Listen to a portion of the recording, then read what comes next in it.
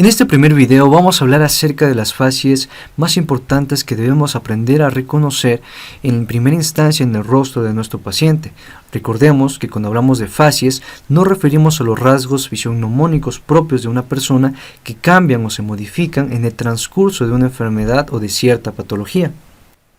Vamos a empezar hablando acerca de la facies febril, una facies que es relativamente fácil de reconocer y más expresiva en los niños.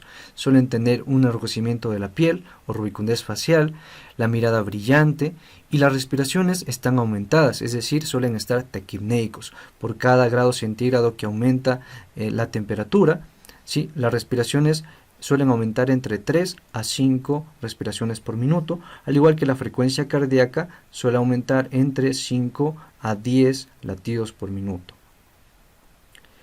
Por otro lado, la facies hipocrática, una facies que expresa debilidad en procesos muy avanzados de ciertas infecciones, de ciertos procesos tóxicos, un ejemplo de ellos la peritonitis.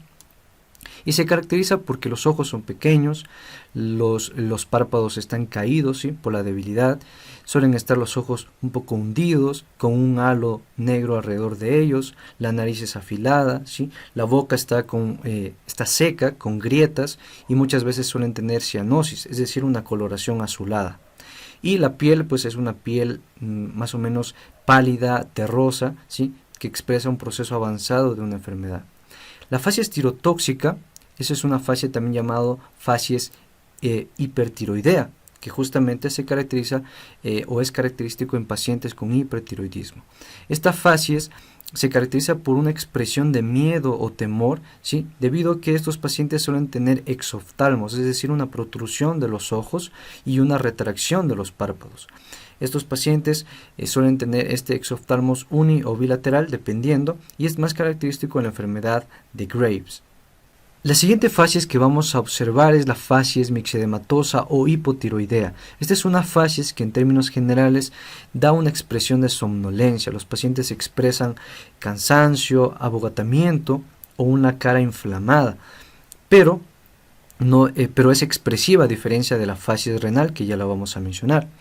La facies mixedematosa, los pacientes suelen tener una cara ancha, una nariz ancha, los ojos pequeños, la hendidura palpebral también es pequeña, sí suelen tener los ojos de una apariencia hinchada, ¿sí?, con un edema palpebral, la cola de las cejas muchas de las veces está ausente, y también los labios son gruesos y anchos. Como ya mencioné, esto es típico en pacientes con hipotiroidismo. La facies renal es una facies más edematosa, también se la conoce, debido a que tienen una expresión que se le conoce como el signo del muñeco chino, ¿sí?, una facies de un edema muy marcado en el rostro del paciente, especialmente como el nombre mismo lo indica, en enfermos renales crónicos que tengan procesos, por ejemplo, de síndrome nefrótico.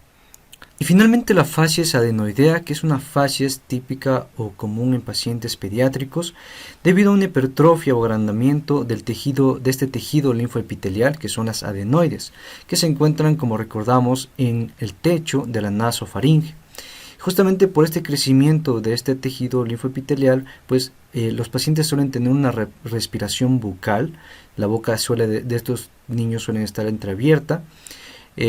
Suelen tener una mirada de ojos saltones, que comúnmente se le llama, la nariz ancha en lo transversal, los orificios nasales pequeños, los dientes inferiores suelen estar amontonados, ¿sí?, justamente suelen tener un paladar en ojiva, es decir, un arco palatino bastante marcado, prognatismo del maxilar superior, es decir, está más grande el maxilar superior que el inferior.